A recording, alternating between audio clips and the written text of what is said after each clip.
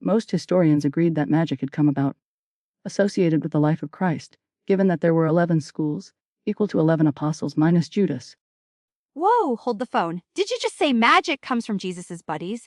Like Peter gives you pyrokinesis and Matthew helps you find your keys. What about Judas? Does he get, like, betrayal magic? Silver? Conjuring? It's a quote from the book's world building, Keeper of Enchanted Rooms, and no, Judas explicitly gets nothing. It's a choice. Choice? It sounds like Christian Fanfiction Monthly snuck onto the bestseller list. Is this why the house rains dead rats? Is that Bartholomew's plague power? I bet this whole thing is secretly funded by, like, magical televangelists. It's not funded by televangelists. It's Charlie N. Hoberg's historical fantasy novel about Merritt Fernsby, a writer who inherits a sentient, malevolent house in 1846 Rhode Island. Sentient? You mean like Herbie the love bug, but instead of winning races it tries to murder you with interior decorating. And 1846, let me guess, zero mention of, I don't know, slavery? The historical context is admittedly sparse, but the core is Merritt being trapped and Hulda Larkin from the Boston Institute for the Keeping of Enchanted Rooms. Wait, seriously? They called the magic cops bike here. Did they ride enchanted Harleys? Please tell me Hulda wore magical leather chaps. She's described as prim and buttoned up, not exactly Hell's Angels, though apparently her internal monologue is less professional magic assessment and more fixated. Fixated how? Like, this ectoplasmic residue is fascinating, almost as fascinating as Merritt's rug jawline. Spill it. Is she a secret perv? One reviewer noted her tendency to appreciate Mr. Fernsby's physique. There's a line about good eye full of milky cleavage. Milky cleavage. In 1846?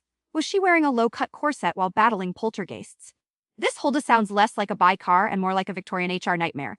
I bet she diagnosed the house with hysteria while secretly sniffing Merritt's discarded cravats. She's supposed to be the competent professional. Merritt, well, is a bit. A wet noodle. A damsel in distress with a quill pen. Let me guess he has romantic PTSD because some debutante wouldn't let him read his terrible poetry to her. Pathetic. This guy makes Bella Swan look like Lara Croft. He's gentle, perhaps overwhelmed by inherit a house that, and I quote a reviewer here, seemed more like an asshole. Finally, something we agree on. An asshole house. I had a landlord like that once. Didn't rain dead rats, but the passive-aggressive notes about the recycling bin felt pretty hostile. Did the house also steal his security deposit? It mostly just locks him in and occasionally tries to crush him. Standard haunted house fare amplified by magic. Then there's Silas, the villain.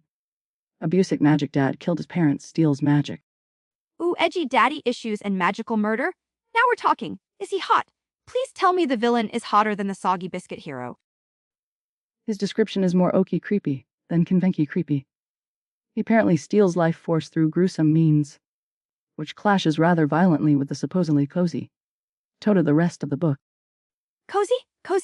We've got apostle magic, creepy cleavage ogling by Kiars, patricide, child abuse flashbacks, raining vermin, and a house actively trying to commit homicide. What part of that is cozy? Did they mean cozy like a coffin? That's the central tension. The marketing promises whimsical charm, but the ingredients are discordant. It's tonal whiplash. 1 minute it's witty banter, the next, dead rats from the ceiling. Don't forget the magic eugenics. Did we bury that lead? You got to marry your cousin to keep the apostle powers strong? What is this? Magical Habsburgs. It's presented as magic being hereditary and diluted by marrying non-magical folk, leading to arranged marriages among the magical elite. To preserve locations are uncomfortable. Uncomfortable? It's creepy. It's like saying only purebred wizards get the good spells.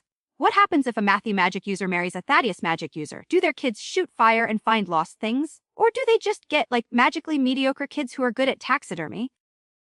The book doesn't delve that deeply into the genetics, thankfully. It focuses more on the forced proximity romance between the bland writer and the secretly thirsty BR. Slow burn. Let me guess, they hold hands in chapter 30 and call it scandalous. This sounds painfully dull when it's not being accidentally offensive or actively horrifying. I read one review that just said bland, boring, creepy DNF, and another called it charming, whimsical. How is that even the same book? Reader expectations seem wildly divergent.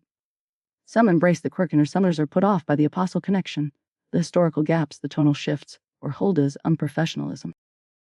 Okay, hypothetical time. If Hulda Larkin were a sandwich, what kind would she be? Absolutely not. We are not doing that again after a Gandalf were a condiment incident. But I say she's a plain cucumber sandwich on white bread, but secretly hiding ghost peppers inside. All prim exterior but internally just burning with inappropriate thoughts and maybe salmonella. That's disturbingly specific. Look, is the book good? Its divides a unique blend, but the execution is clumsy. The world building raises more problematic questions than it answers. So it's a hot mess, a dumpster fire wrapped in a dolly? An ambitious failure, perhaps. It has moments, but they're buried under questionable choices and jarring tonal shifts. All right, rating time. I give Keeper of Enchanted Rooms 2 out of 5 raining rats. Points for the sheer bonkers audacity of apostle magic, but deducted for making me defend a villain over the hero and for Hulda's creepy internal monologue.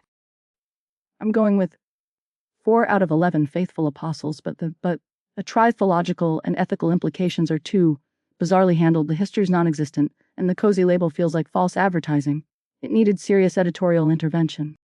See, we almost agreed. Next week, folks, we're tackling a real literary heavyweight, My Hamster's Secret Life as an International Diamond Thief. Apparently, Mr. Fluffernutter had offshore accounts. That's not a real book. Until next time, try to read something slightly less likely to summon theological debate or vermin.